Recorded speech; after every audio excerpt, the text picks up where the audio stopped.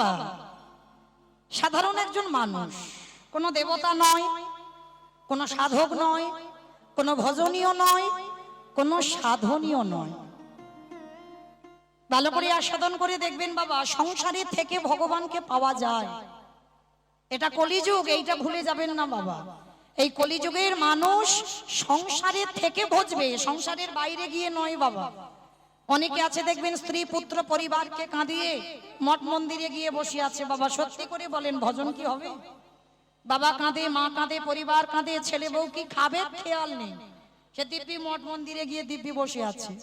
ও জীবনেও বাবা কোটি জন্ম ধরেও যদি কাঁদে, ও তবু ভগবানের দর্শন মিলবে না। তাহলে আজকের আস্বাদন করলে লীলাটা বুঝতে পারবেন বাবা। এই ভক্ত সদন, এই সদনের চরিত্রটা কেমন ছিল? এই সদন একটা সংসারী মানুষ বাবা। সংসারী মানুষ হয়ে তার ব্যবসা ছিল মাংসের ব্যবসা। লীলাটা শুনলে বুঝবেন বাবা যে শুধু যে পূজা অর্চনা করলেই ভগবান পাওয়া যাবে, যে আমরা প্রসাদ সেবা করলেই যে শুধু ভগবান পাওয়া যাবে না, এগুলো তোমরা যদি সব জায়গায় যাও আমি কি করব বলো? আরো তো ভক্ত আছে, আরো তো ভক্ত আছে, যত জায়গায়।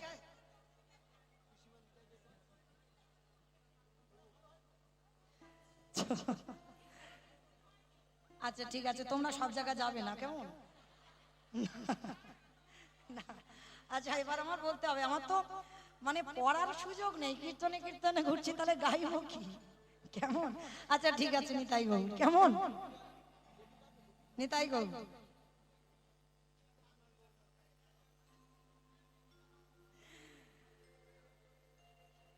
কি গাইব গো? নিতাই গৌ, চলো নিতাই গৌ। হাই ভগবান,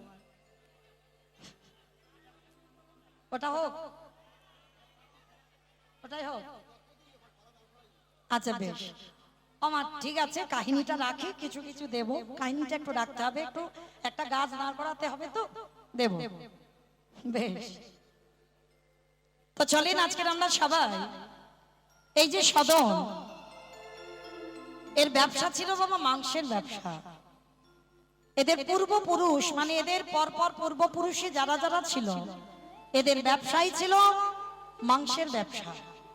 আর প্রতিদিন সদন সকালবেলা করে যেত দোকানে, আর মাংসের দোকান মানে বুঝতে পারছেন বাবা, সকাল থেকে কত মাংস বিক্রি হয়, আর সকাল থেকে মানে কত যে প্রাণ হত্যা করে সদন তার ঠিক ঠিকানা নেই। আমরা বলি না বাবা, একটা প্রাণ হত্যা করলেই পাপ, তাই তো? একটা প্রাণীর প্রাণ নিলেই পাপ।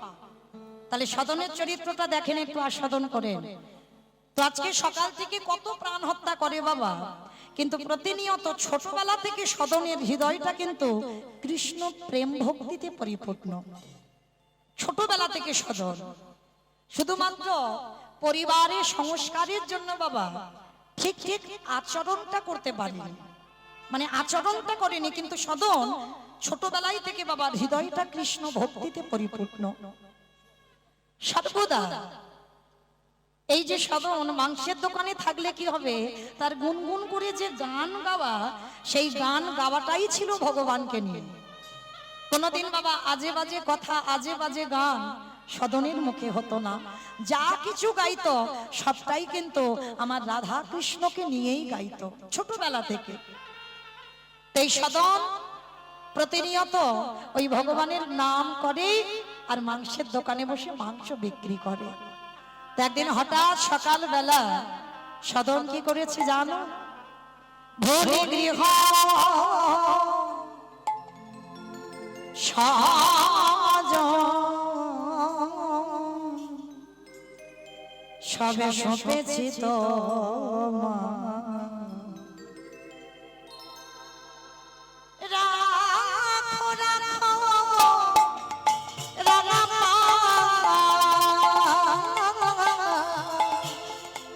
শ্যামরা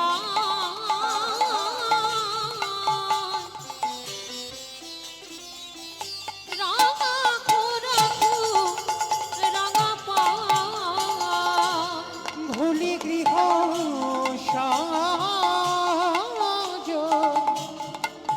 সবই সপিছি তো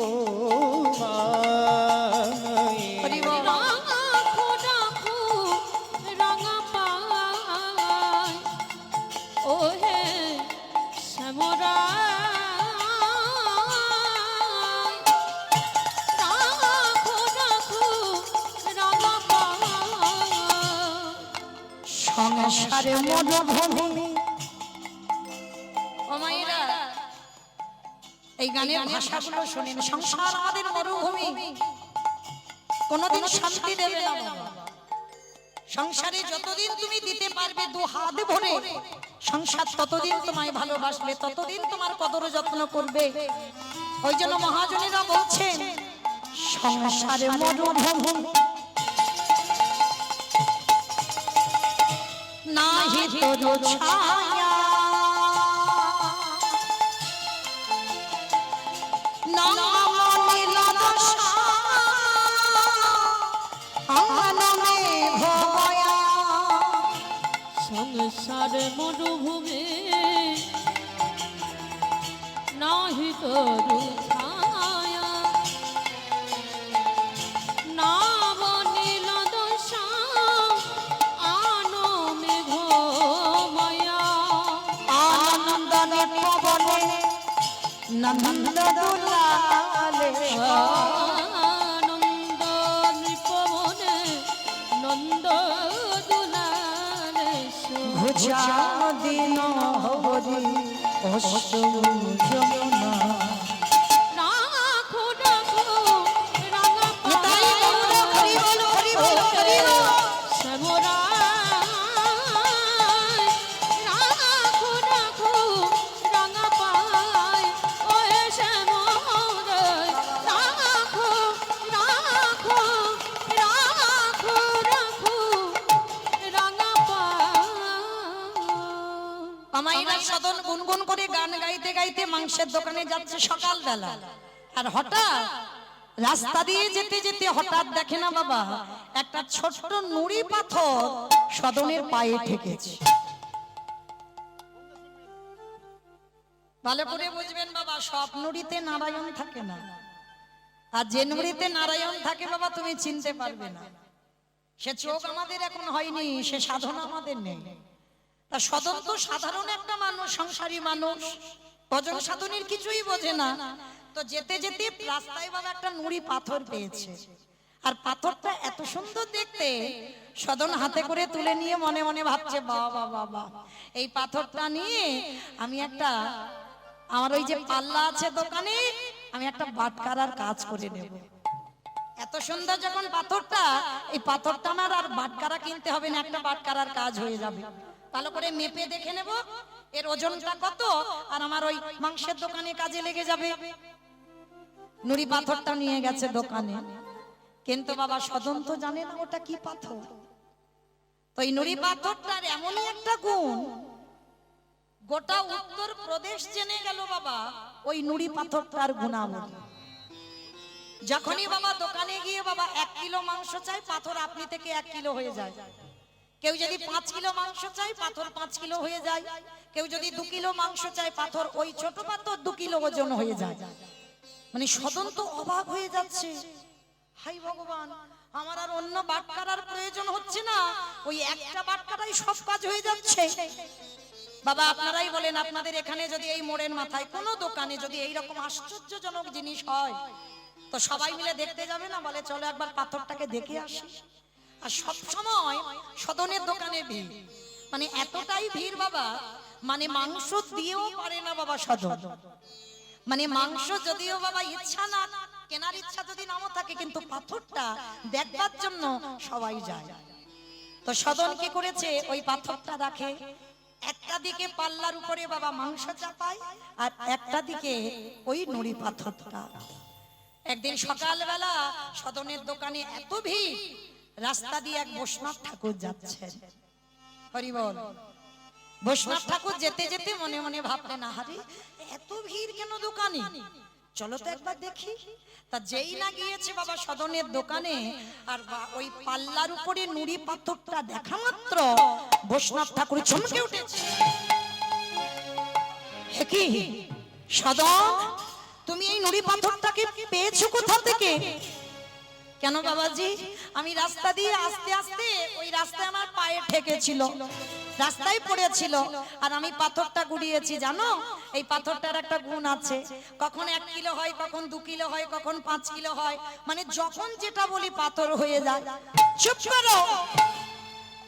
তুমি জানো ওই পাথরটা যেমন তেমন পাথর নয়, ওই পাথরটা কোনো সাধারণ পাথর নয়, ওই পাথরটা হলো শালগ্রাম শিলা। চমকে উঠেছে সদন। কি বললে?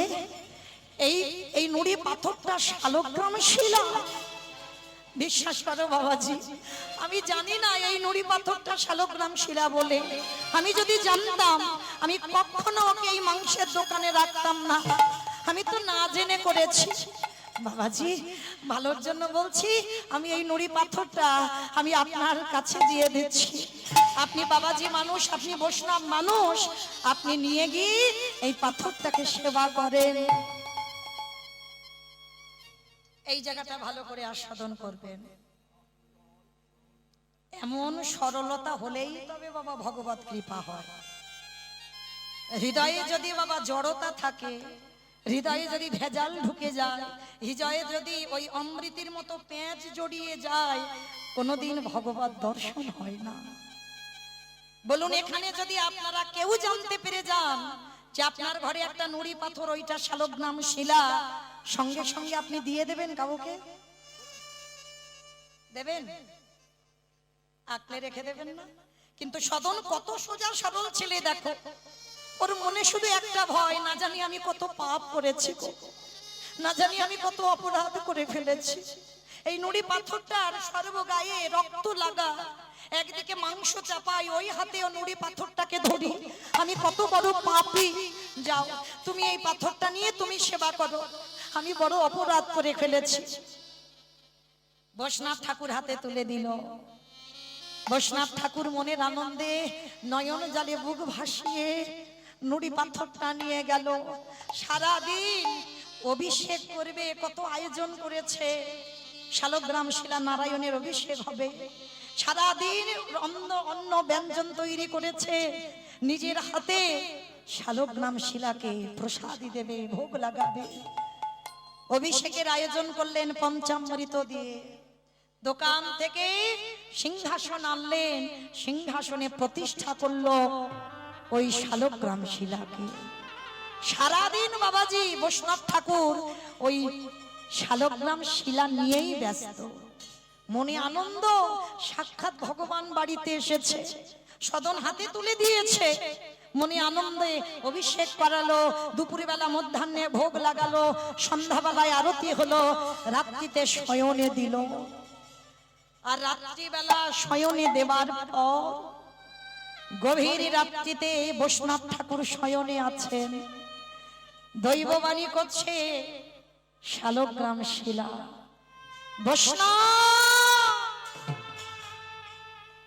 বৈষ্ণব কে বলেছিল তোমার এত ভালো করতে? আমি তো তোমার কাছে এসে কাঁদিনি যে আমাকে মাংসের দোকান থেকে এনে ভালো করে স্নান করিয়ে তুমি তোমার রাজপ্রাসাদে সিংহাসনে আমায় রেখে দাও। আমি কি কেঁদেছি? আমি কি তোমাকে কিছু বলেছি? তাহলে আমার অমতে তুমি আমার ওই সদনের মাংসের দোকান থেকে নিয়ে এলে কেন? ভালোর জন্য বলছি, ভালোই ভালোই সকাল হওয়ার আগে আমাকে ওই দোকানে দিয়ে আসবে। আমি এই রাত সুখ চাই না, আমি সদনের দোকানে ভালো থাকি। আমাকে যত তাড়াতাড়ি পারো আমাকে ওই সদনের দোকানে দিয়ে এসো। যেই না শালগ্রাম শিলা দৈববাণী করছে না, বৈষ্ণব ঠাকুরের নিদ্রা ভঙ্গ হলো। কে আমায় দৈববাণী করে শোনালো? হে দয়াময়, আমি তোমার এমন করে অভিষেক করালাম, সকালবেলা থেকে তোমার জন্য রন্ধন করলাম, আমি তোমাকে যত্ন করে প্রতিষ্ঠা করলাম, তুমি এখানে থাকবে না? ওরে, রাজ অট্টালিকাতে কৃষ্ণ ভজন হয় না। কে বলেছিল আমাকে এখানে আনতে?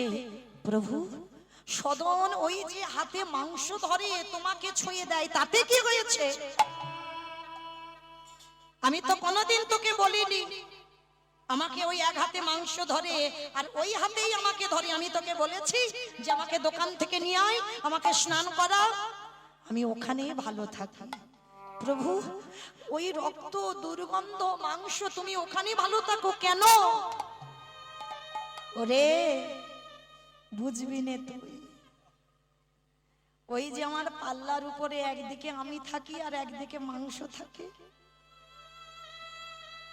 আর যখন ওই সদন গুনগুন করে গান গায়, ওই পাল্লাটা আস্তে আস্তে একটু দোলনার মতো দোলে, আমার যেন মনে হয় আমি দোলনাতে দোল খাচ্ছি, আর সদন যেন আমার গুনগুন করে গান শোনায়। কাল সকাল থেকে এলাম বটে, আমি যে সেই গান শুনতে পেলাম না। আমি তো দোলনায় বসে নেই, তুই সিংহাসনে বসালি, রাজপ্রাসাদে রাখলি, ছাদখালা ঘরে রাখলি, কিন্তু আমি যে ওই দোলনায় যে দোল খেতাম সেই আনন্দটা আমি পাচ্ছি না, সেই সুখ আমি পাচ্ছি না। তাই যত তাড়াতাড়ি পারিস আমাকে এখান থেকে নিয়ে আমার সদনের কাছে রেখে আয়, আগে রেখে আয়, আমি এখানে থাকতে চাই না। বৈষ্ণব ঠাকুর আর কিছু বললো না। তাহলে এই জায়গাটা এইটুকু শুনে বাবা কি বুঝলাম? শুধু আচরণে ভগবান পাওয়া যায় না, শুধু আচরণে ভগবান পেতে পারো না মা কোনোদিন। তোমার ভিতরটা আগে বৈষ্ণবতা করতে হবে, বাইরে বৈষ্ণবতা করলে হবে না, ভিতরটা বৈষ্ণব করো। ভগবানকে একবারও বলেছে আমি মাংসের দোকানে থাকবো না? বৈষ্ণবের সেবা ছেড়ে যে কত আচার মেনেছে, তার ঘর ছেড়ে সদনের দোকানে যাবে কেন? ভগবানকে পেতে গেলে এই আচার দিয়ে নয়, ভগবানকে পেতে গেলে শুধু প্রেম ভক্তি লাগে। নিতাই গৌর প্রেমানন্দে হরি বল। ভক্তি যার কৃষ্ণ তার সর্বশাস্ত্রে কয়, ভক্তি না থাকিলে কৃষ্ণ দেখিও বাকি বা হয়। ভোর না হতে হতে সদন তো একটু বেলাতে, বাবা মাংসের দোকান মানে একটু বেলাতে দোকান খোলে। বৈষ্ণব ঠাকুর শালগ্রাম শিলাটা নামাবলী জড়ানো, ভোরবেলা থেকে এসে সদনের দোকানের ধারে বসে আছি, কখন সদন আসবে আর সদনের হাতে শালগ্রাম শিলাটা দিয়ে দেবে। সদন হঠাৎ গুনগুন করে গান গাইতে গাইতে এসে দাঁড়িয়েছে, আর দাঁড়িয়ে দেখে না বৈষ্ণব ঠাকুর। হে কি বাবাজি, বাবাজি আপনি আমার এই দোকানে? বৈষ্ণব ঠাকুর সাষ্টাঙ্গে দণ্ডবত প্রণাম সদনের চরণে।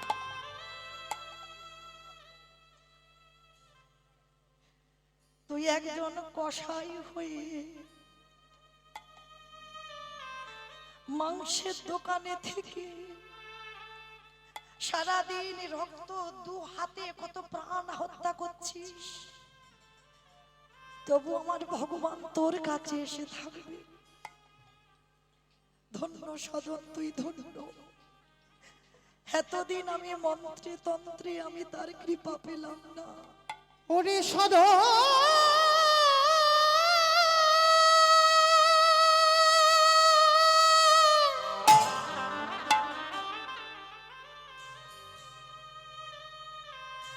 ওরে এমনই অনুরাগ,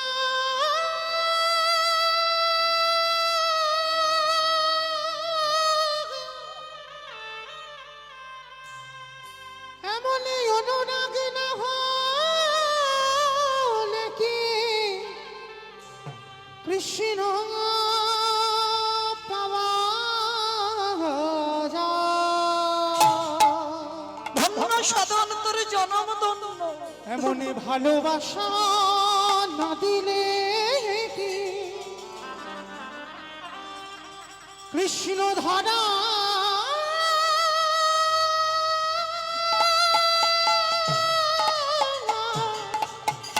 দেয় রে? আজ থেকে আমি আর ভগবানের চরণ সেবা করব না। যে চরণ সেবা করি এতদিন কুল কিনারা পেলাম না, আজকে থেকে ধন্য তুই, আমি তোর চরণ সেবা করব। হে কি বাবাজি, এটা কি করছো? আমার ছুঁয়ো না, আমি একজন কসাই, আমি একজন পাপী, আমি কত প্রাণ দিই, কত সকাল থেকে আমি কত মাংস কাটি, আমাকে ছুঁয়ো না, অপরাধ হয়ে যাবে। বলিস না সাধন, আমি নিজের কানে শুনেছি আমার প্রভু আমার কাছে থাকবে না, আমার প্রভু তোর কাছে থাকতে ভালোবাসছে। নেই আমার ভগবান রাজপ্রাসাদে ছিল, তোর কাছে এসে থাকতে চেয়েছে, তাই আমি তোর হাতে তুলে দিলাম।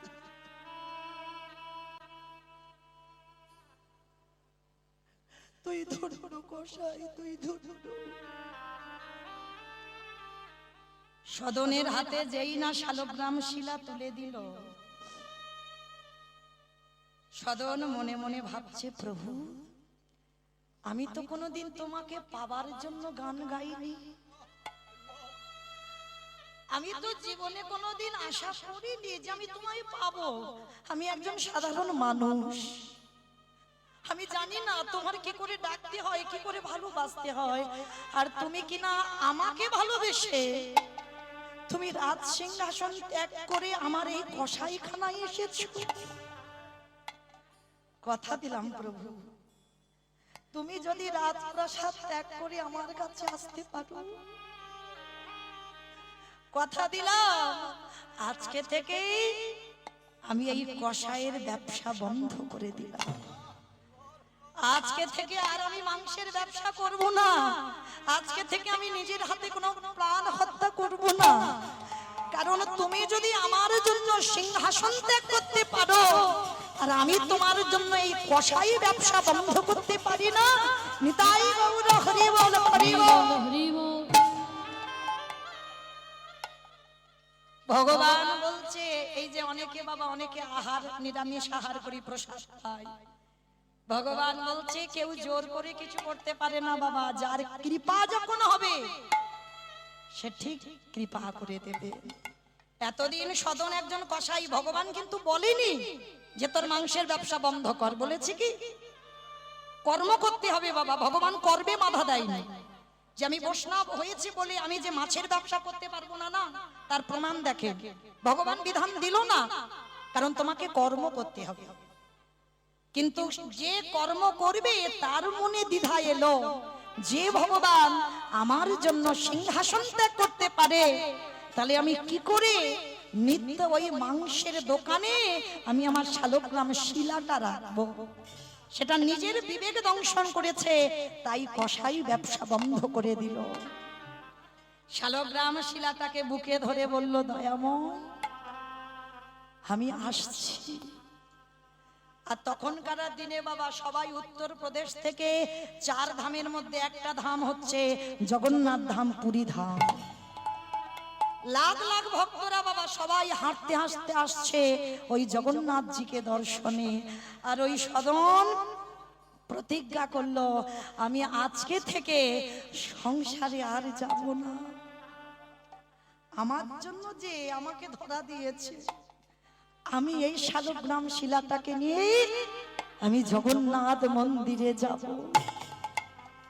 আমি আসছি প্রভু, আসছি তোমার কাছে। আমার জীর্ণ তরি ছেড়ে দিলাম,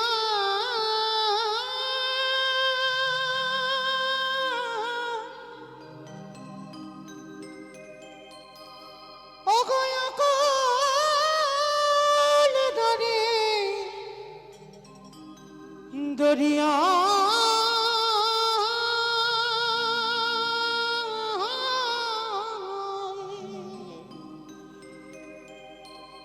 আমার দয়া গুরু গো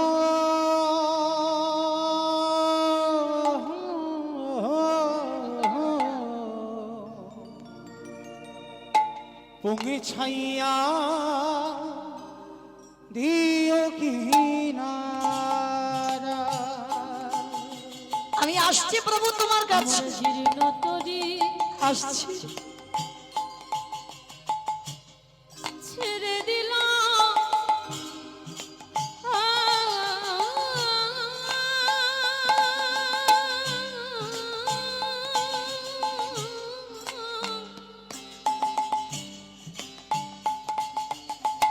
ওই নাকুল দরিয়া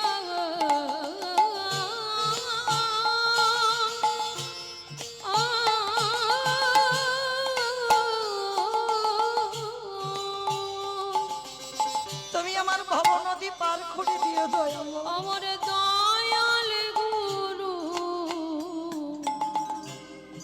গুরু গো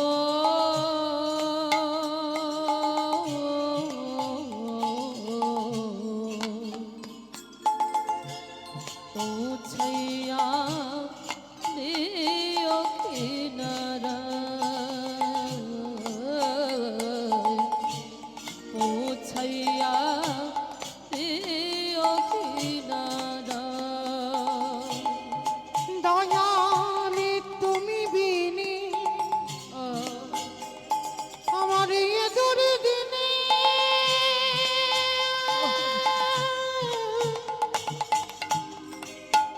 বলো কি আছে ধরা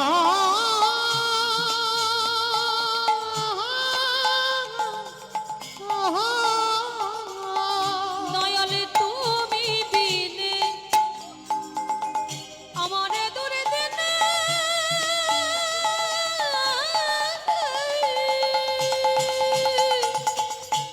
এবার তোমার চরণে আশ্রয়। বলো কি আছে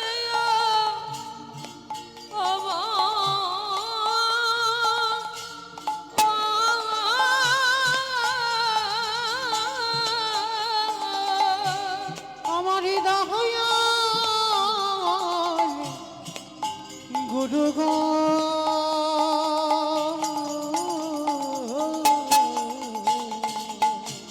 পৌঁছাইয়া দিও কিনারা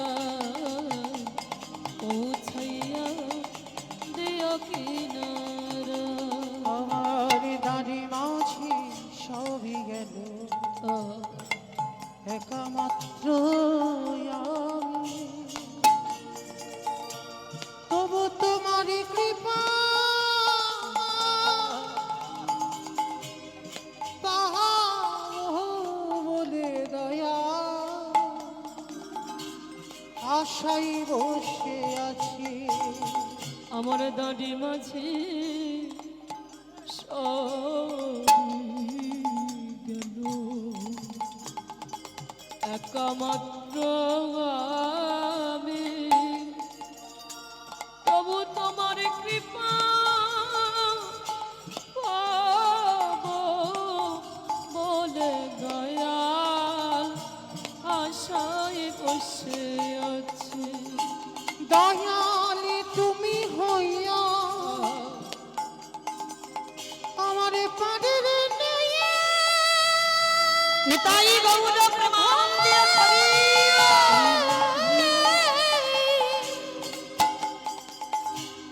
আমার চিরে না তরি দিও দয়াল তুমি হইয়া আমার পানের নেয়া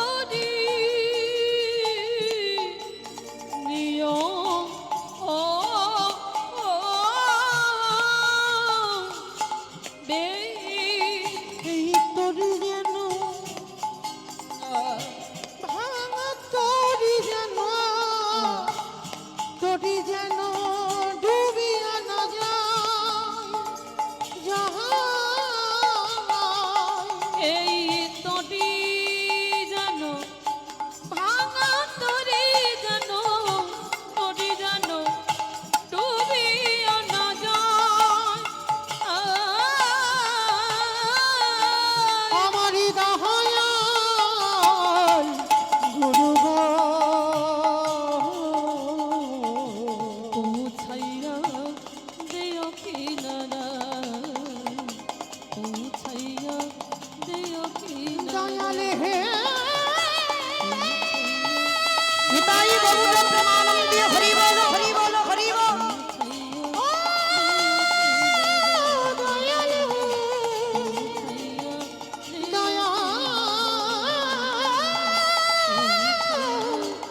হে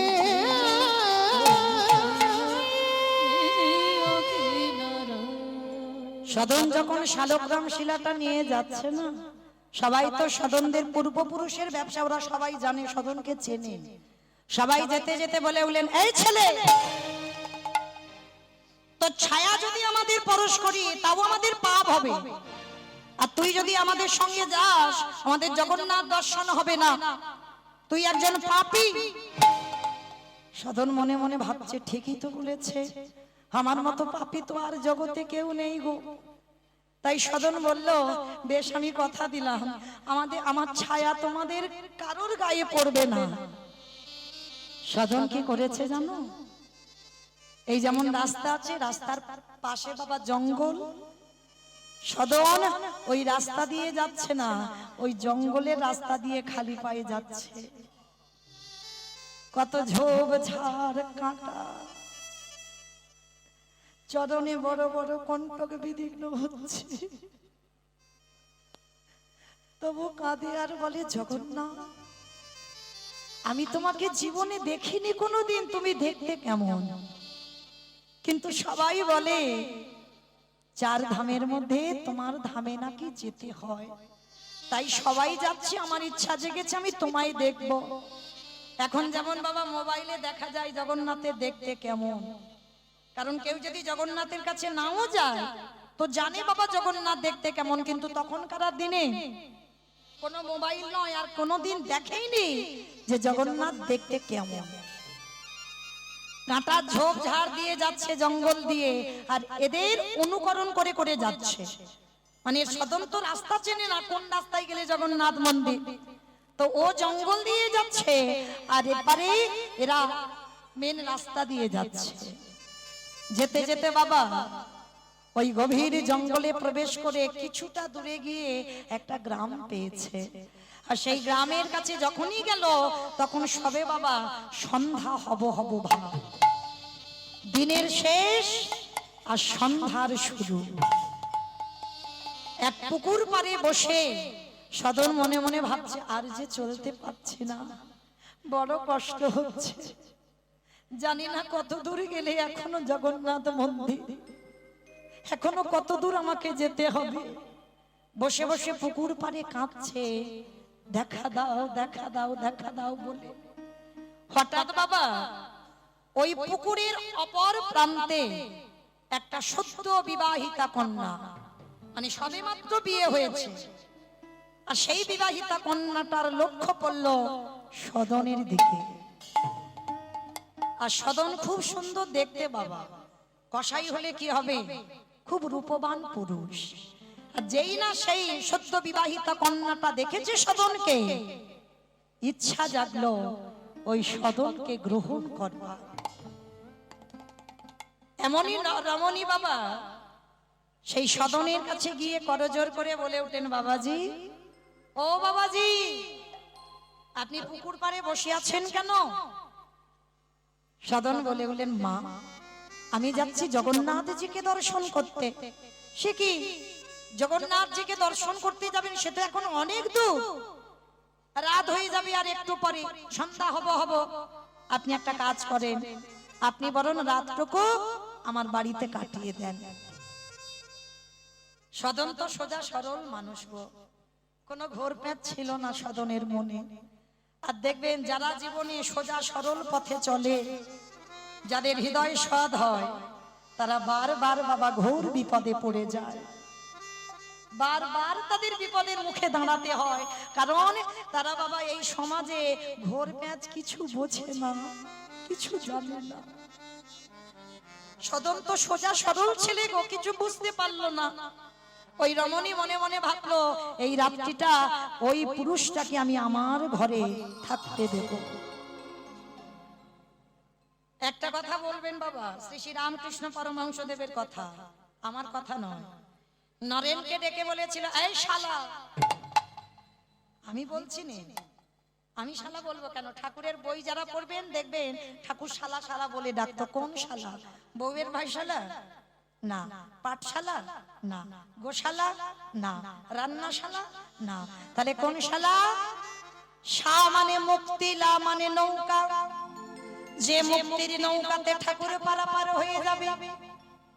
নরেনকে ডেকে বলেছিল, শোন শালা, একটা কথা বলি, জীবনে সবাইকে বিশ্বাস করবি, কিন্তু জীবনে নারী জাতিকে বিশ্বাস করবি না। এটা বাস্তব বাবা। আমি এক নারী হয়ে বলে যাচ্ছি, জীবনে সবাইকে বিশ্বাস করবে, কিন্তু নারী জাতিকে নয়। এই নারীরা বাবা রাগলে রাখতে পারে, মারলেও মারতে পারে। এরা যদি মনে করি বাবা কাউকে নরকে পাঠাবে, হাসতে হাসতে নরকে পাঠাতে পারে। আর কেউ যদি মনে করে বাবা কোন পুরুষকে ভগবানের চরণে পাঠিয়ে দেবে, হাসতে হাসতে দিতে পারে। পারে না বাবা? লক্ষ্য করে দেখেন বাবা, একজন বারবনিতা চিন্তামণি, একজন পতিতা নারী বিল্লমঙ্গলকে যদি বাবা রাতের অন্ধকারে দূর করে তাড়িয়ে না দিত, তাহলে কি গোবিন্দ চরণ পেত? কি গো, চিন্তামণির সঙ্গে এমন প্রেম, বাবা শ্রাদ্ধে বসেছে তবু বারবার চিন্তামণির মুখ ভেসে উঠছে। সে শ্রাদ্ধের পিণ্ড দেওয়ার হলো না, সেই রাতের অন্ধকারে বাবা একটা মরা দেহকে কাঠ মনে করে আর একটা দড়ি মনে করেছে সাপের লেজকে। সেই অবস্থাতে চিন্তামণির কাছে গেল। চিন্তামণি একটাই কথা বলেছিল, প্রভু এই প্রেমটা যদি আমার মনে হয় তুমি গোবিন্দ চরণে দিতে, আমার মনে হয় তুমি গোবিন্দ কৃপা পেয়ে যেতে। নিতাই গৌর হরি বল, হরি বল, হরি বল। তাহলে বাবা নারী করলো না, ভগবানের চরণে পাঠালো না। চিন্তামণিকে যতই বলো না পতিতা পার্বণিতা, চিন্তামণি যদি ওই ধাক্কাটা রাত্রিবেলা না দিত, তাহলে কোনোদিন বিল্লমঙ্গল আজ গোবিন্দ চরণ পেত না। শেষে সেই চিন্তামণিকে বাবা গুরুর জায়গায় বসালো। তাহলে নারী রাগলে রাখতে পারে, মারলে মারতে পারে। দেখেন অসুরদের অত্যাচারে দেবতারা স্বর্গ ছাড়ে। দশভুজা দুর্গা যদি 10 হাতে অসুর নিধন না করত, তাহলে দেবতারা যেত কোথায়? চণ্ডী ঠাকুর রামের চরণ ভজন করে পেল গোবিন্দ চরণ। বিল্লমঙ্গল চিন্তামণির চরণ সেবা করে পেল। জয়দেব গোস্বামী মা পদ্মাবতীর চরণ সেবা করে পেল। এই কলিযুগে তার প্রমাণ শ্রী শ্রী রামকৃষ্ণ পরমহংসদেব মা শারদার চরণ সেবা করেছে। শারদা মা হতে চেয়েছিল না? ঠাকুর কি বলেছিল? বলে এত মা ডাক শুনবে না, তোমার কানে আঙুল দিয়ে বসে থাকতে হবে। কি গো মায়েরা, মা তো তাকে বলে যে নিজের সন্তানটা সন্তান আর অন্যের সন্তানটা সন্তান নয়, সেটা নয়। যার হৃদয়ে মাতৃত্ব থাকবে বাবা, জগতে সবাই হবে তার সন্তান। নিজের ছেলের থেকে যে অন্যের সন্তানকে বেশি ভালোবাসতে পারবে, বেশি স্নেহ করতে পারবে, সেই হবে জগতে প্রকৃত মা। নিতাই গৌর প্রেমানন্দে হরি বল, হরি বল। যদি মা হও তো রামায়ণে কইকেয়ী মায়ের মতো মা হয়ে দেখাও। রামের বিমাতা ভরতকে রাজা করলো, আজকে রামের মঙ্গলের জন্য রামকে 14 বছর বনে দিল। সমাজ বলে দিল কইকেয়ী মা ভালো নয়, কিন্তু আদৌ নয় মা। কইকেয়ীর মার মতো একটা সৎ মা হয়ে দেখাও। নিজের ছেলের থেকে যে অন্যের ছেলেকে বেশি ভালোবেসেছে, সৎ মা যে হবে বাবা, তাকে একটাই কথা মনে রাখতে হবে, নিজের ছেলেকে যদি একটু কম খেতে দাও, অন্যের ছেলেকে বেশি দিতে হবে। নিজের ছেলেকে যদি দুর্গা পূজায় একটা বছর জামা কাপড় নাও দাও, যে তোমায় সৎ মা বলে, তাকে তোমায় প্রতি বছর দিতে হবে। কেন? সে যেন অনুভব করতে না পারে যে আমি তার নিজের মা নই। যে মা হবে তার চরিত্রটা এমনই হওয়া উচিত। তো আজকে লক্ষ্য করে দেখেন বাবা, তাহলে নারী হচ্ছে শক্তি। তবে নারীকে হঠাৎ বিশ্বাস করা যাবে না বাবা, এটা রামকৃষ্ণ দেব বলছে। একটু ঘষে মেজে যাচাই করে নিও, কেমন? আর যাচাই যদি না করেছো বাবা, তুমি মরেছো, কেমন? তো আজকে ওমা কোথায় ছিলাম বলো তো? সে গন্ডগোল হয়ে গেছে, হ্যাঁ কষাই গেছে বেশ। তার মানে কীর্তন শুনছে। তাহলে বাবা সেই কসাই মনে মনে ভাবলো রাত্রি তো হয়ে যাচ্ছে, ওই রমণীর ঘরে কাটাই, সদ্যজাত বিবাহ হয়েছে। তো সেই রাত্রিবেলা সদন গেল ওই সদ্য বিবাহিতা কন্যার ঘরে, কিন্তু সম্বোধনটা মা বলে করেছে বাবা। ওই রমণী কি করেছে বাবা, রাতের বেলা বিছানা করে দিয়েছে, তিনতলা বাড়ি তো অভাব নাই, সদন খাওয়া দাওয়া করে ঘুমিয়েছে। আর রাতের অন্ধকারে ওই রমণী সদনের ঘরে গিয়ে দরজা ধাক্কা দিল। সদন যেই না দরজা খুললো, দেখে না ওই বিবাহিতা কন্যা। মা, আপনি এত রাত্রিবেলা আমার ঘরে? বাবাজি, আমি তো এমনি এমনি তোমাকে আমার ঘরে থাকতে দিইনি, আজকে যে আমাকে গ্রহণ করতে হবে অসম্ভব। আমি আপনাকে মা বলে সম্বোধন করেছি, প্রাণ যদি চলে যাই যাবে, কিন্তু আপনাকে আমি গ্রহণ করতে পারবো না। আর আপনি বিবাহিত, আপনার স্বামী ঘরে আছে। এই কাম লালসায় জর্জরিত হলো বাবা। সব থেকে আমাদের এই জড়জগতের শত্রু হচ্ছে বাবা কাম। এরই জন্য বাবা পৃথিবী লয় প্রলয় হয়ে যাচ্ছে, এরই জন্য বাবা ক্রোধ আসে, সমস্ত কিছু একেবারে তছনছ হয়ে যায়। সেই রমণী বলে উঠলেন, ও তাহলে আমার স্বামী আছে বলেই তোমার সমস্যা, আর আমার স্বামী যদি না থাকতো তোমার সমস্যা ছিল না। সেই রাতের অন্ধকারে ধারালো চকচকে অস্ত্র নিয়ে নিজের ঘুমন্ত স্বামীর মস্তকটাকে ছেদন করে দিল। যখনই মস্তকটা ছেদন করে দিয়েছে, সেই ধারালো অস্ত্রটা নিয়ে ওই রমণী সদনের কাছে এসে দাঁড়ালো। দেখো বাবাজি, তুমি বলেছিলে না আমার স্বামী আছে বলে সমস্যা, দেখো আমি নিজের হাতে আমি আমার স্বামীকে হত্যা করেছি। চমকে উঠল কসাই, হে দয়াময়, এটা তুমি আমার কোন বিপদে ফেলে দিলে আমার? হে কেমন নারী যে নিজের স্বামীকে মারতেও এক পা পিছু হলো না? এ কেমন নারী, এ কেমন সমাজ? কি বাবা, এটাই এখন সমাজ। মিথ্যা করে বাবা দেখবেন, একটা নারী যদি চিৎকার করে বলে আর একটা পুরুষ যদি চিৎকার করে বলে, সমাজ কার পক্ষে যাবে? নারীর পক্ষে যাবে। সে নারী যতই মিথ্যা বলুক বাবা, সমাজ নারীর পক্ষ নেবে, কোনোদিন পুরুষের পক্ষ নেবে না। সদন বলে উঠলেন, অসম্ভব, আপনি যদি এই রাতের বেলা আমাকে মেরেও দেন তবু আপনাকে আমি গ্রহণ করব না। ওই রমণী বলে উঠলেন, ও তোমার এত জেদ, তোমার এত ক্রোধ, আমাকে গ্রহণ করা যাবে না?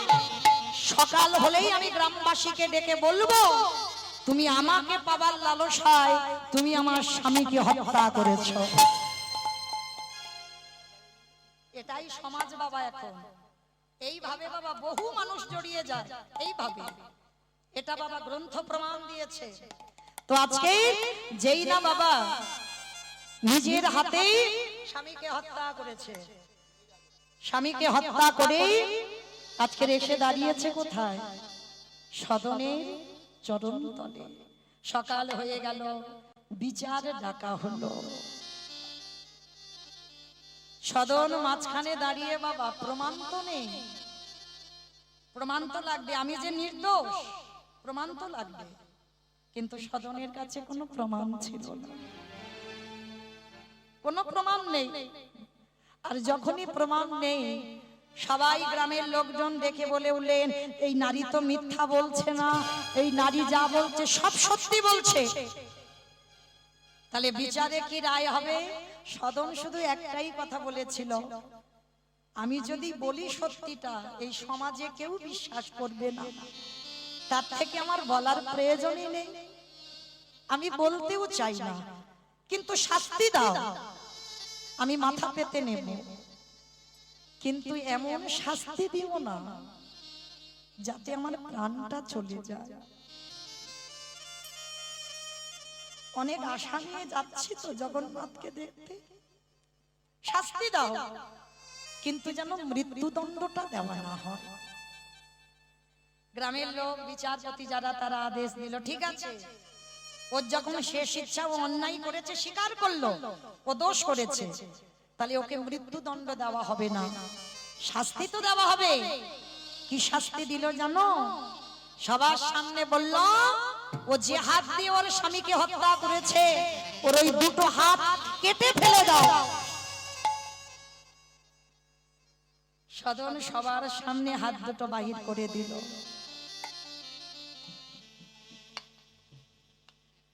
ভক্ত যারা হবে না তারা কোনো প্রতিবাদ করে না বাবা, মাথা পেতে নেয়। দোষ না করেও মাথা পেতে নিয়ে বলে আমি অন্যায় করেছি, আমি দোষ করেছি। ওই যে ত্রিনাদপি ভক্ত মাথা তুলে কথা বলবে না। সদনের চরিত্রটা তেমন। হাত দুটো বাহির করে দিল,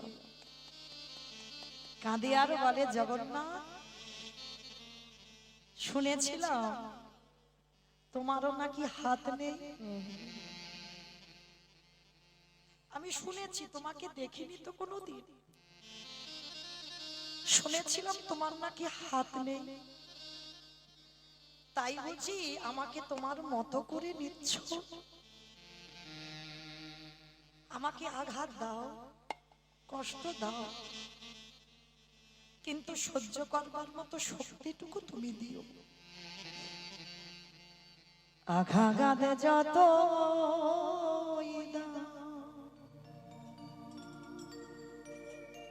শক্তি দিও সহি।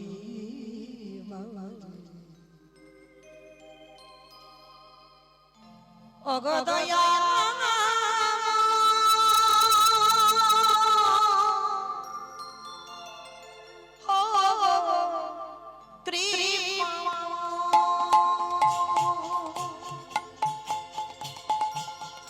ওগো দয়াময়, ওগো কৃপাময়, আঘাত যতই দাও শক্তি দিও সহিবরে।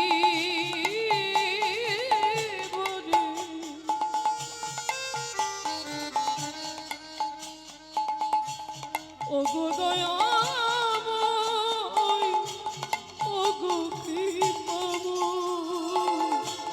ওগো দয়াময়, ওগো কৃপাময়। সুখ তো সবাই চায়, দুঃখটাকে নেবে ভালো, জানি তবু ভালোবেসে আরো কাছে গেলাম। সুখ তো সবাই দুঃখটাকে নেবে বলো, জানি তুমি ভালোবেসে আরো কাছে নিয়ে নাও। তোমারই আমার মাঝে পাই জানা, হে জগতে তুমি ছাড়া মোর কেহ নাই। ওগো দয়াময়,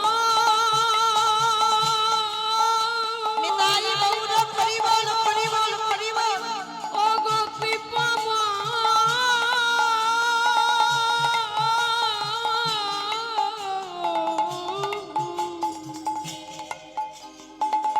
দয়াময়,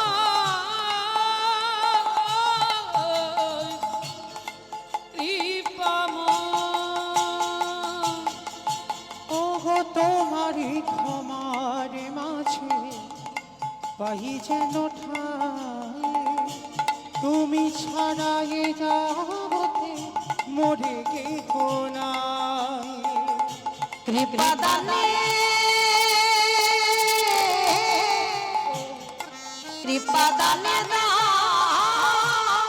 প্রভু চরণ তোমার।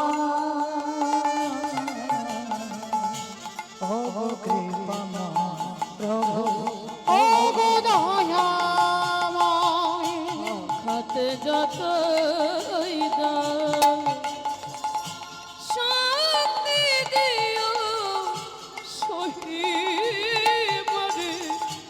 ওগো দয়াময় ওগো কৃপাময় দয়াময়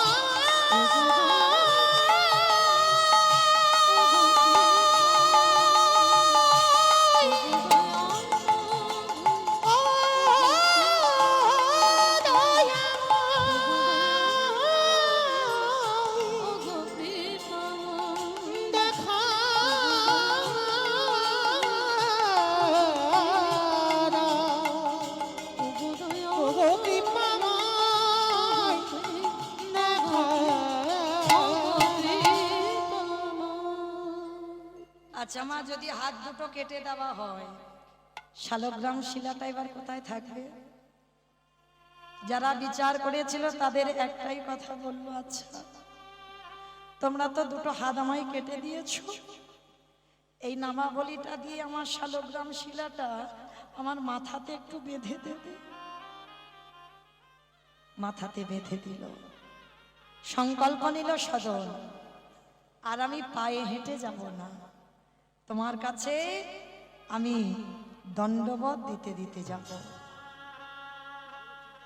রক্তে রক্তাক্ত সর্ব অঙ্গ বাবা, সদন দণ্ডবত দিতে দিতে আসছে সেই উত্তরপ্রদেশ থেকে জগন্নাথ মন্দির।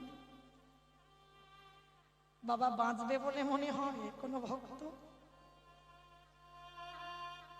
হার যে পারি না দয়াময়, বড় জ্বালা, বড় যন্ত্রণা, বড় কষ্ট। এবার তোমার চরণে আমার একটু আশ্রয় দাও না প্রভু। দেখা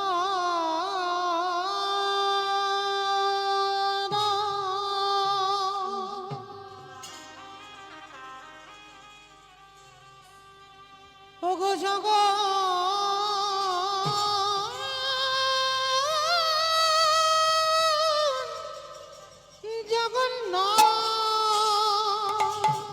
হরি বল, হরি বল।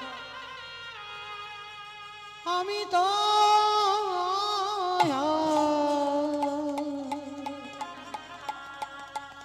চলিতে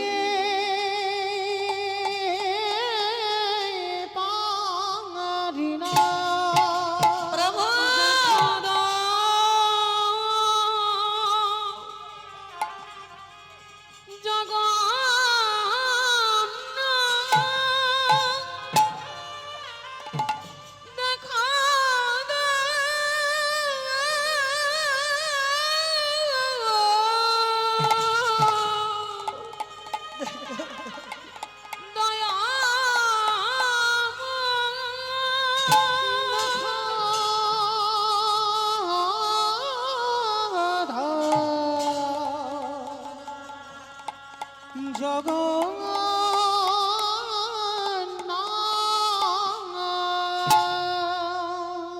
দেখা দাও, দেখা দাও, দেখা দাও।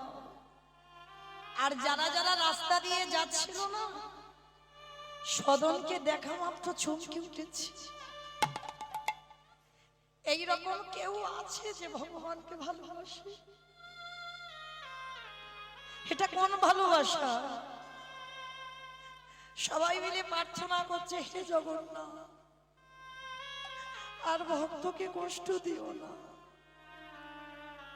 এবার একবার তোমার চরণে ওকে আশ্রয় দাও। ও যে বড় কষ্ট পাচ্ছে প্রভু, খুব কষ্ট পাচ্ছে। ও মায়েরা, কতটুকু কৃষ্ণ বলে কেঁদেছ, কৃষ্ণ পাবে। কতটুকু গৌর বলে কেঁদেছ, গৌর পাবে। আগে কাঁদতে শিখতে হবে। ভগবান একবার ঘষে মেজে নেবে না যে ও আমার ভক্ত না, আমার ভক্ত নয়। কৃষ্ণ ভক্ত যারা হয়েছে বাবা, তাদের তো একটু সাবধানে চলতে হবে, এটা বাস্তব। কৃষ্ণ ভক্ত হলেই তাদের সাবধানে চলতে হবে বাবা। যে করে আমার আশ তারে করি সর্বনাশ। সর্বনাশ করে না বাবা, সব নাশ করে দেয়। আত্মীয় পরিজন বন্ধু বান্ধব জায়গা জমি গাড়ি বাড়ি টাকা পয়সা সম্পত্তি সব নাশ করে দেয়, কেউ থাকে না, একাকী হয়ে যেতে হবে। যারা কৃষ্ণ ভক্ত হয়, যাকে আঁকড়ে তুমি বসে থাকবে, ভগবান তাকেই সবার আগে কেড়ে নেবে। এটাই কৃষ্ণ ভক্ত। যদি তোমার সঙ্গে হয়, তোমার জীবনে হয়, তাহলে জানবে তুমি প্রকৃত কৃষ্ণ ভক্ত। কৃষ্ণ ভক্ত বাবা কোনোদিন পাথর সেটিং করা ঘরে থাকে না। তাকিয়ে দেখেন বাবা কৃষ্ণের বন্ধু সুদামার দিকে, স্ত্রীর পরনে একটা ভালো কাপড়ও দিতে পারেনি। তাকিয়ে দেখে মহাভারতের বিদুরের দিকে, দাসীপুত্র বিদুর ঠিক পারত না বাবা দুর্যোধনের রাজপ্রাসাদে থাকতে, থাকেনি। রাজপ্রাসাদ ফেলে গভীর জঙ্গলে একটা কুঁড়ে ঘর, কৃষ্ণকে খেতে দিত শাকন্ন আর কলার খোসা। এরাই কৃষ্ণ ভক্ত। তাকিয়ে দেখেন বাবা রঘুনাথ দাস জমিদারের ছেলে, তাকিয়ে দেখেন নরোত্তম দাস ঠাকুর, কেমন গুরু ভক্তি বাবা আপনারা জানেন। লোকনাথ গোস্বামী দীক্ষা নিতে গিয়েছিল। সদ্গুরু তো খুব দুর্লভ বাবা, সদ্গুরু পাওয়া যায় না। নরোত্তম গিয়েছিল বাবা একটা সদ্গুরুর কাছে, লোকনাথ গোস্বামী দীক্ষা নেওয়ার জন্য। লোকনাথ গোস্বামী বলেছিল অসম্ভব, যারা সদ্গুরু হয় বাবা তারা কোনোদিন দীক্ষা দিতে চায় না। আমি দিতে পারবো না, কারণ দীক্ষা দিতে গেলে বাবা শিষ্যের কাছে বিক্রি হয়ে যেতে হয়, আমি দীক্ষা দিতে পারবো না। আর লোকনাথ গোস্বামীর কাছে দীক্ষা নেবে, এটা নরোত্তমের সংকল্প। দীক্ষা দেয়নি বলে এই নরোত্তম কি করত, রাতে অন্ধকারে বাবা লোকনাথ গোস্বামী গঙ্গার পাড়ে মল ত্যাগ করে আসতো, বাচ্চক্রিয়া করে আসতো। নরোত্তম ওই ভোরবেলা অন্ধকার থাকতে থাকতে যেখানে গুরুদেব পায়খানা করত, সেইখানে নরোত্তম একটা জমিদারের ছেলে নিজের হাতে করে সেই পায়খানা পরিষ্কার করত।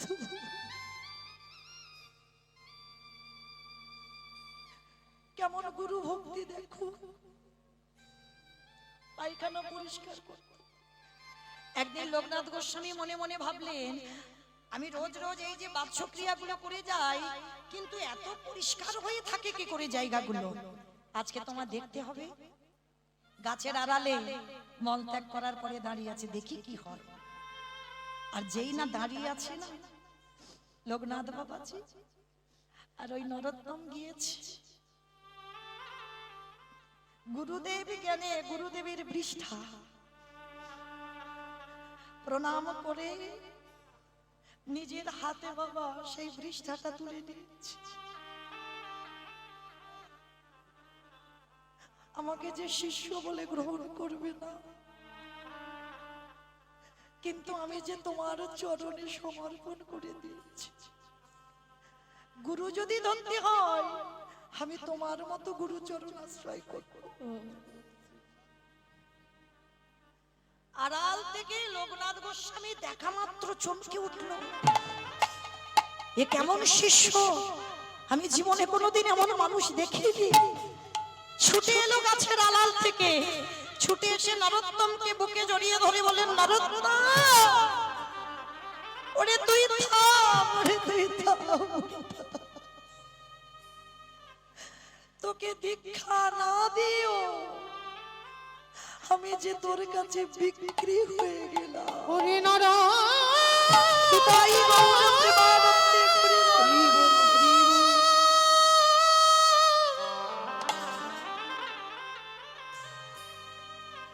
ওরে আমার গুরু ভক্তি আমি যে কভু দেখি না, একেবারে আই আই আমার হৃদয়ে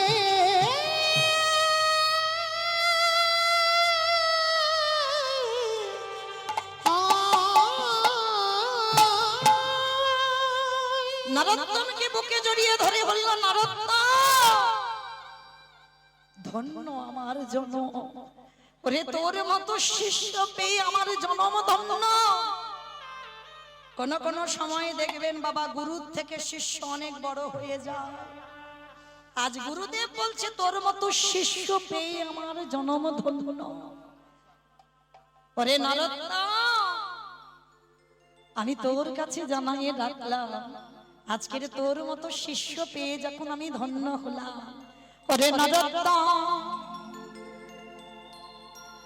আমি তোর কাছে যে তোর গুরু হবার যোগ্যতা অর্জন করিলাম।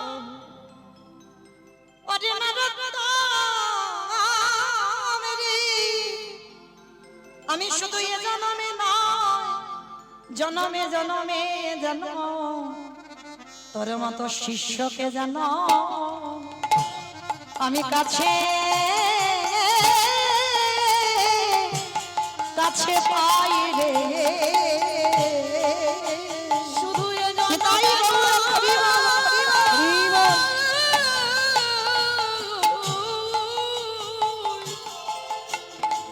এ জন্মে নয়, প্রতি জন্মে জন্মে তোর মতো শিষ্য যেন আমি পাই রে। নরোত্তম বললেন, দয়াল গুরুদেব, আমার এই জন্মে সাধন ভজন হলো না গো। আমার এই জন্মে সাধনে ভজন হলো না গো। অগা গুরুদেব রে, ওগো গুরু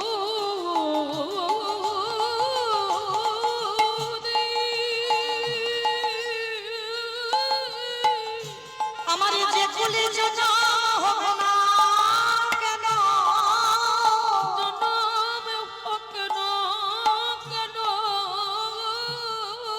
আমি মন্ত্র তন্ত্র কিছু নাই বা জানি। দয়াল গুরুদেব, আমি জানো তোমার চরণ যুগ ভজতে পারি। আমায় তাই বলো,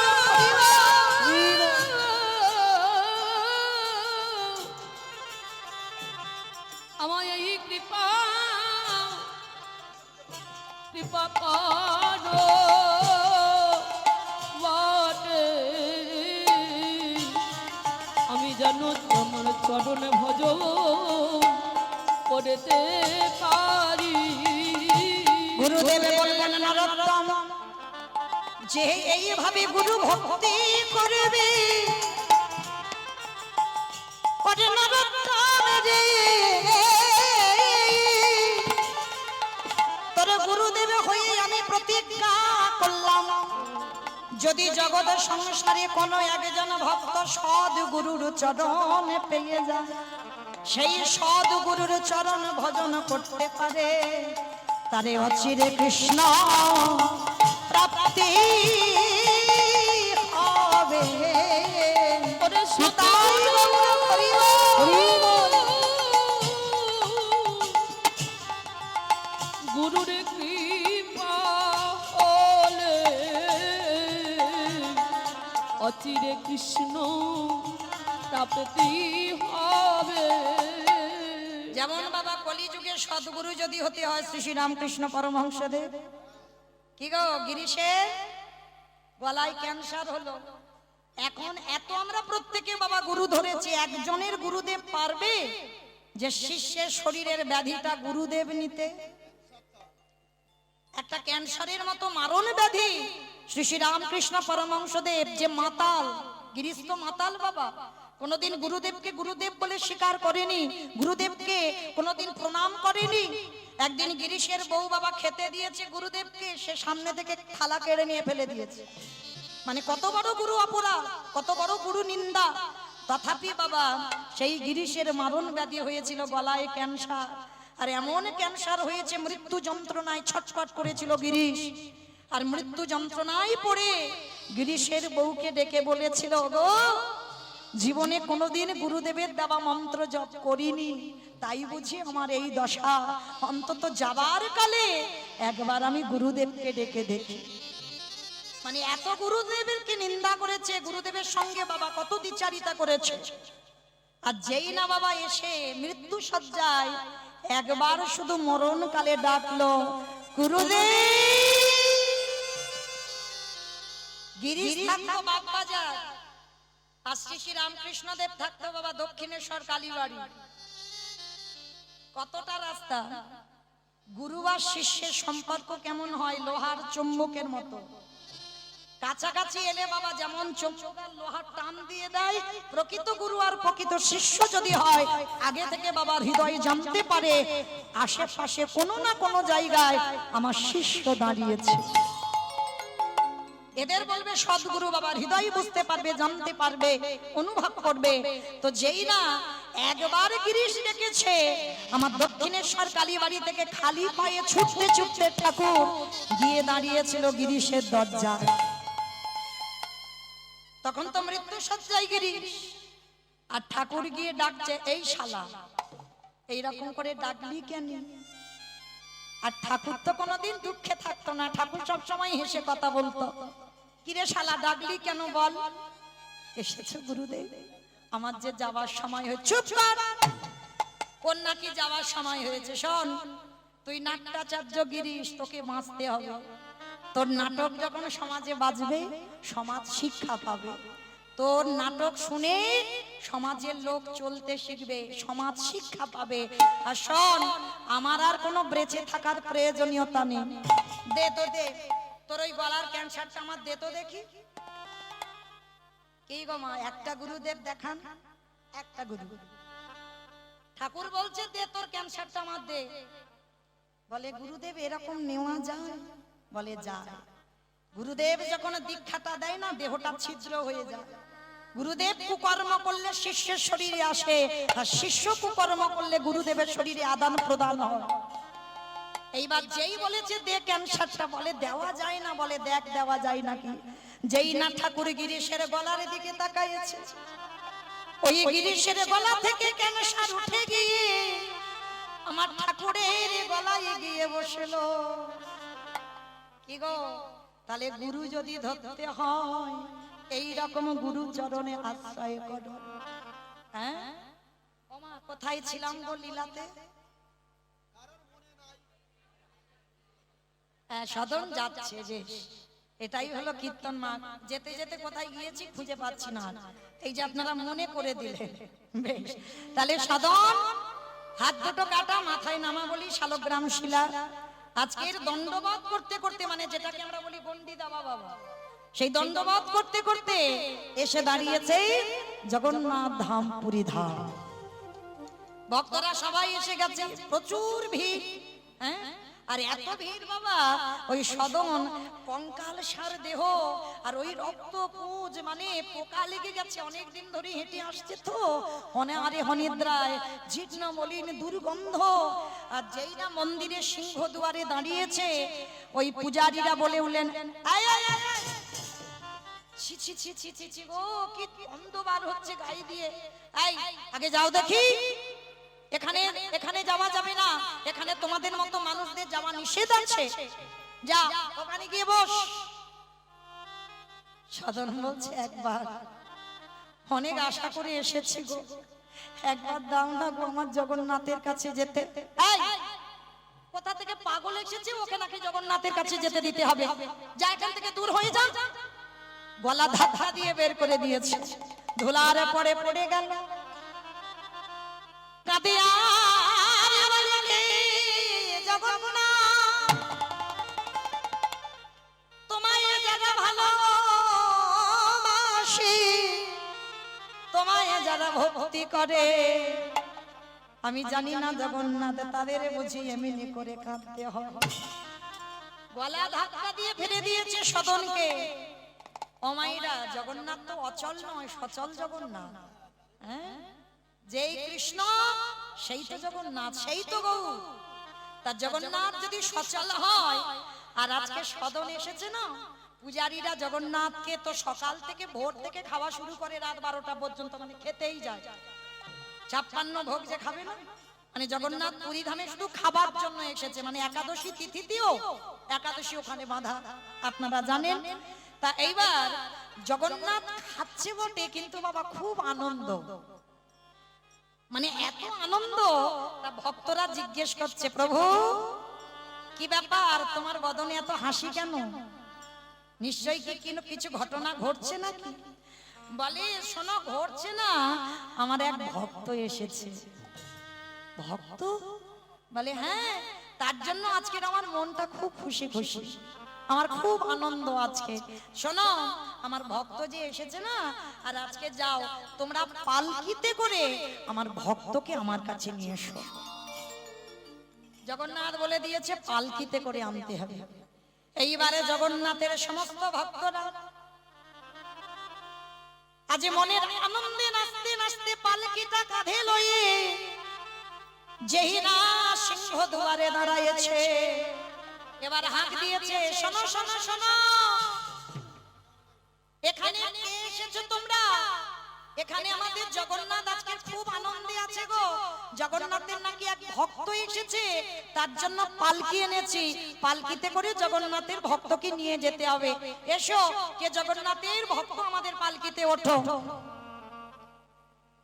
আচ্ছা বাবা, এবার আপনারা বলেন, ধরো এইখানে ঘোষণা হলো, আমি ধরো ঘোষণা করলাম, যারা যারা জগন্নাথের বন্ধু আছো বা জগন্নাথের ভক্ত আছো, তারা উঠে এসো, পালকিতে উঠতে হবে, পালকিতে করে জগন্নাথ নিয়ে যেতে বলেছে। ও মাইরা, পালকি চাপা পড়বে না কি বাবা? সবাই তো ছুটে আসবে, সবাই তো এখানে ভক্ত, যারা দাঁড়িয়ে আছেন বসে আছেন, আমি কীর্তনিয়া সম্প্রদায় সবাই ভক্ত, তাহলে সবাই যদি ভক্ত হয়, তাহলে বলেন সবাই তো আসবে জগন্নাথের ভক্ত বলে, তাহলে সবাই কি জগন্নাথের ভক্ত? তাহলে সবাই যদি জগন্নাথের ভক্ত হবে, তাহলে জগন্নাথ আজকে নির্দিষ্ট দিনে হাসছে কেন? তাহলে নিশ্চয়ই আজকের একটা খুব গুরুত্বপূর্ণ আসল ভক্ত নিশ্চয়ই এসেছে, যার জন্য জগন্নাথের এত আনন্দ। তা এইবার বাবা এত ভিড় জমেছে, সবাই পালকিতে উঠবে। সে পালকিতে যখন উঠবে বাবা, সে পালকি বাহকরা তারা বিরক্ত হয়ে বলে, থাক, এত ভিড়, কে ভক্ত চিনতে পারছি না, সবাই উঠতে চাইছে পালকিতে, আমরা জানতেই পাচ্ছি না। ভালো করে ভাবেন বাবা, সাক্ষাতে যারা জগন্নাথের সঙ্গে কথা বলে, তারাই ভক্ত চিনতে পারছে না, আর আপনারা আমরা চিনবো বলে মনে হয় কি বাবা? এ জন্মে চিনবো বলে মনে হয়? হরি বল। এ জন্ম কেন, আমার তো মনে হয় কোটি জন্মে চিনবো না। হ্যাঁ, জগন্নাথের সঙ্গে যে সাক্ষাতে কথা বলে তারা চিনতে পারছে না, আর আপনারা আমরা চিনবো কি করে? এইবার পালকি নিয়ে ফেরত গেছে, হে জগন্নাথ, সবাই তো বলছে তোমার ভক্ত, তাহলে প্রকৃত ভক্ত কে? নিশ্চয়ই একজন, তাহলে সে কই? জগন্নাথ শুধু একটাই কথা বলে দিল, যে আমার পরম ভক্ত, যে আমার ভক্ত হবে, সে শুধু আমার মতো দেখতে হবে। একটা ইঙ্গিত দিল, সে আমার মতো দেখতে হবে। এই ইঙ্গিতটা নিয়ে বাবা, এদের তো অত মাথায় বুদ্ধি নেই, জগন্নাথের মতো দেখতে, মানে জগন্নাথের যেমন গোল গোল চোখ, জগন্নাথের হাত নেই পা নেই, ওই রকম বলছে। তা এইবার মন্দির থেকে বেরিয়ে সিংহ দুয়ারে চারিদিকে খুঁজে খুঁজে বেড়াচ্ছে, জগন্নাথের মতো দেখতে কে? কি গো, ভগবান যদি কৃপার দৃষ্টিটা না দেয়, তুমি চিনতে পারবে? পারবে না তো। ভগবান মন্দিরে খিলখিল করে হাসছে, বেটাদের অবস্থা দেখো, ভক্ত চিনতে পারছে না। তাহলে আমি একটু চিনিয়ে দিই, যেই না কৃপা সিন্ধু ভগবানে আমার, ওই কৃপার বাড়ি বরিশান করলো, সঙ্গে সঙ্গে লক্ষ্য করলো রাস্তার ওপারে সদনে বসে বসে কাঁদছে, মাথায় আছে সেই নামাবলী বাঁধা, শালগ্রাম শিলা মাথাতে রয়েছে, হাত দুটো কাটা, আর হাত দুটো বাহির করে হা জগন্নাথ হা জগন্নাথ বলে যেই না সদনে কাঁদে। ও মায়েরা, একটা টুকটুকে ফর্সা ছেলে, রক্ত কাদা ধুলো বালিতে অঙ্গটা কালো হয়ে গেছে। কি গো, যারা মূর্তি তৈরি করো দেখবে, সাদা লাল কালো সবুজ নীল সব দিতে দিতে কি হবে, কালো হয়ে যাবে না? সদনের অঙ্গটা কালো হয়ে গেছে, অনাহারে অনিদ্রায় চোখ দুটো বড় বড় কালো হয়ে গেছে, কঙ্কাল সারে দেহ হয়েছে, হাতে কাটা জগন্নাথের মতো বসে কাঁদে। এইবার ভক্তরা দর্শন করে যেই না জগন্নাথের কৃপা পড়ল, ভক্ত চিনতে পেরে গেল, ছুটে গেল সবাই সদনের কাছে, আর সদনের কাছে গিয়ে আছাড় খেয়ে পড়ল সদনের চরণে। সদন বলল, কি তোমরা সবাই আমার পা দুটো জড়িয়ে ধরছো কেন? ছু, কথা নয়, কথা নয়। আমাদের জগন্নাথ বলেছে, তুই জগন্নাথের প্রকৃত ভক্ত না, তোমাদের ভুল হচ্ছে। আমি তো এখানে বসে আছি, তোমরা যে ঘোষণা করলে না জগন্নাথের ভক্তকে পালকিতে করে নিয়ে যাবে, আমার খুব আনন্দ হচ্ছিল জানো। আজকের আমি জগন্নাথকে দেখতে না পাই তো কি হয়েছে, জগন্নাথের ভক্তকে তো দেখতে পাবো, ওই জন্য তো এখানে বসে আছি। বলো না জগন্নাথের ভক্ত কোথায়? ওই পূজারীরা কাঁদে আর বলে, ভক্ত রে, আমরা এতদিন ভগবানের সেবা করলাম বটে, আরে তুই আজকে যখন পুরীধামে এসে দাঁড়ালি, আমাদের জগন্নাথকে সারা জীবনের মতো তুই কিনে নিলি। এই পুরী ধামে মাঝে এসে আমার জগন্নাথকে কিনে নিলি। ওরে এমন ভক্ত কহু আমি না দেখি নাই, হে আমাদের জগন্নাথকে চিরদিনের মতো কিনে নিলি। সবাই মিলে আজকের ওই ভক্তকে পালকিতে তুলেছে, আর পালকিতে তুলে জগন্নাথের সামনে গিয়ে দাঁড় করিয়েছে। বাবা প্রথমে বলেছি, ভক্ত পারে ভগবানকে চোখ রাঙাতে।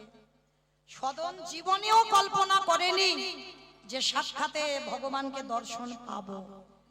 তাহলে ভগবান, ভক্ত কিন্তু ভগবানের কাছে আসেনি, ভগবান আগে ধরা দিয়েছে।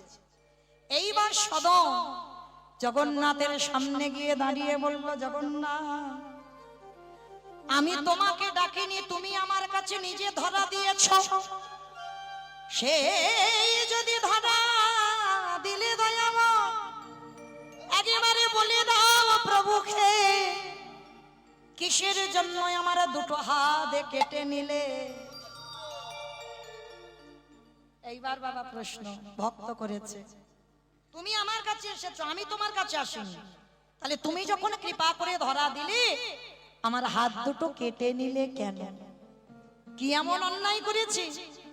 যখন বলেছে হাত দুটো কেটে নিলাম কেন, জগন্নাথ মৃদু হেসে বললেন, সদনে রে, আমি এমনি এমনি তোর হাতে দুটো কেটে নিই নাই। কেন নিলাম জানিস সদন? ওই কর্ম ফলের বোঝা তো বইতে হবে।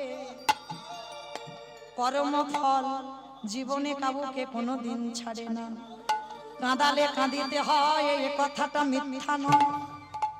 কি বাবা এমনি এমনি হাত কেটে বসে আছে? এমনি এমনি বাবা দেখবেন রেল লাইনে কত পা কেটে বসে আছে, কেন? কত অভিমান হয়, কত দুঃখ হয় না? কিন্তু দুঃখ করার কিছু নাই, তার কর্মের ফল ভোগ করছে। সদনের চরিত্র শুনলে বুঝতে পারবেন সদনের দুটো হাত কাটলো কেন। এই সদন আগের জন্মে বাবা একজন বৈষ্ণব ছিল, শুদ্ধ বৈষ্ণব, মানে আচার পালন করত, মানে হৃদয় থেকে বৈষ্ণবতা নয়, আচার পালন করত। হৃদয় থেকে বৈষ্ণব আর আচার বাবা দুটো তফাৎ, হ্যাঁ, এই দুটো তফাৎ, এটা মনে রাখতে হবে। তা আজকে যেই না ওই আগের জন্মে এক বৈষ্ণব ছিল, নিত্য ভগবানের চরণে 108টা করে তুলসী দিত, নিত্য করত, আর এই জপের মালায় জপ করতো বাবা। আর এই বৈষ্ণবের কেমন নিয়ম জানো? জপ করতে করতে বাবা যদি বাই চান্স একটা কথা বলে দেয়, এটা নিয়ম, আবার আচমন করে মালাটা ধরতে হবে। যে কথা বলতে বলতে বাবা মালা হচ্ছে তো হচ্ছে, এর সঙ্গে গল্প হলো মালা হচ্ছে, ওর সঙ্গে গল্প হচ্ছে মালা হচ্ছে, বাজার করলাম মালা হচ্ছে না, মালা করতে গেলে একবার করে বাবা মালা যদি কথা বলো তাহলে তোমাকে আচমন করতে হবে, আচমন করে আবার মালাটা ধরতে হবে, তুমি রেখে দাও ঠিক আছে, মালা করতে হবে না, কিন্তু যদি কথা বলো তাহলে আচমন করতে হবে। সেই রকম বৈষ্ণব ছিল। তা এক গাছের তলায় ঠান্ডা বাতাস, পুকুর পাড়ে বসে জপের মালাতে জপ করছে ও মায়েরা। আর এক কসাই কি করেছে জানো? আস্তে কসাইটা ওই একটা গরু মানে গোমাতা, গরু কাটবে, হ্যাঁ, আর গরুটা কাটবে বলে গরুটা কাটতে গিয়েছে বাবা, দড়ি খুলে গরুটা ছেড়ে গেছে। আর গরুটা যেই না ছেড়ে গেছে গরু ছুটতে ছুটতে চলে যাচ্ছে, কসাই বাবা অস্ত্রটা নিয়ে তেড়ে যাচ্ছে, গরুটাকে ধরতে হবে। আর ঠিক 3 মাথার মোড়, আর বৈষ্ণব বাবা ঠাকুর গাছের তলায় বসে নাম জপ করছে, আর একটু পিছনে হয়ে গেছে বাবা কসাই, আর ওই গরুটা ডান দিকে গেল কি বাম দিকে গেল আর খুঁজে পাচ্ছে না। বাবাজি ছিল, কসাই গিয়ে বলছে বাবাজি, ও বাবাজি তুমি দেখলে একটা গোমাতা একটা গরু কোন দিকে গেল?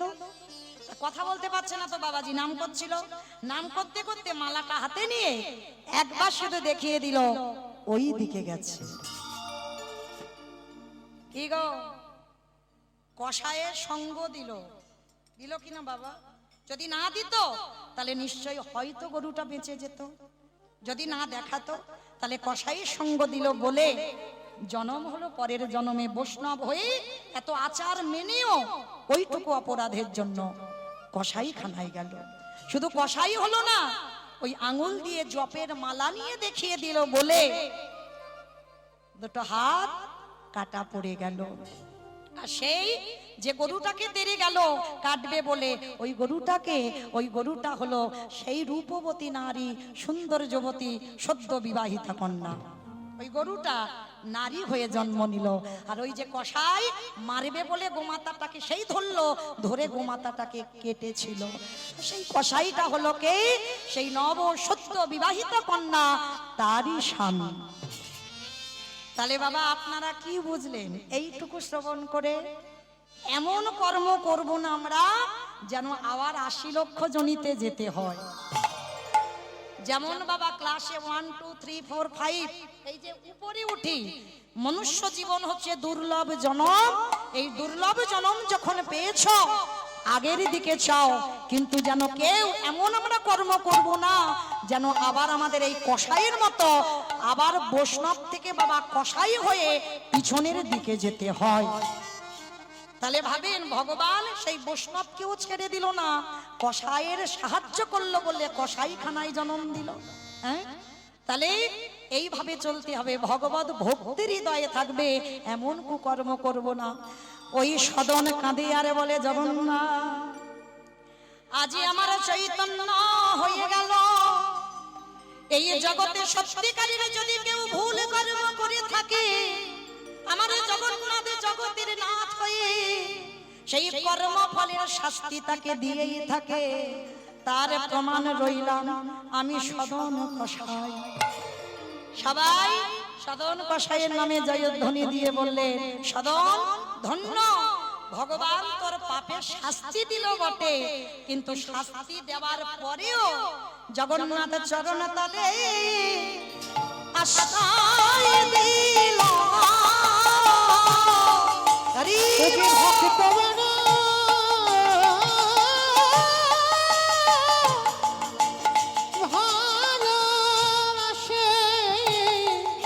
চরণ তলে তাই আশ্রয় দিল। ভক্তি যারা কৃষ্ণ তার সর্বশাস্ত্রে কয়, সর্বশাস্ত্রে কয়, ভক্তি না থাকিলে দেখিও বাকি সাধিতে সাধিতে যদি কৃষ্ণ কৃপা করে, কৃষ্ণ কৃপা করে, ওগো এ জনমে না হয় জন্ম জন্মান্তরে। তাহলে চলে সাক্ষাতে জগন্নাথজিকে দর্শন করলেন, আমরাও জগন্নাথজিকে দর্শন করলাম। তো চলেন আজকের আমরা যাবার সময় যেহেতু জগন্নাথের কথা হলো, আমরা জগন্নাথের একটা ভজন গাইতে গাইতে আপনাদের চরণ থেকে বিদায় নেব। আমার পরবর্তীতে আমার বাবা ঠাকুর আসবেন, কীর্তন জগতের যিনি সম্রাট, যার পথ অবলম্বন করে আমরা গোটা কীর্তন সমাজ যার চরণ আশ্রয় করে যার পদ অবলম্বন করে আমরা চলছি, তার চরণে দণ্ডবাদ প্রণাম জানিয়ে আমি বিদায় নেব।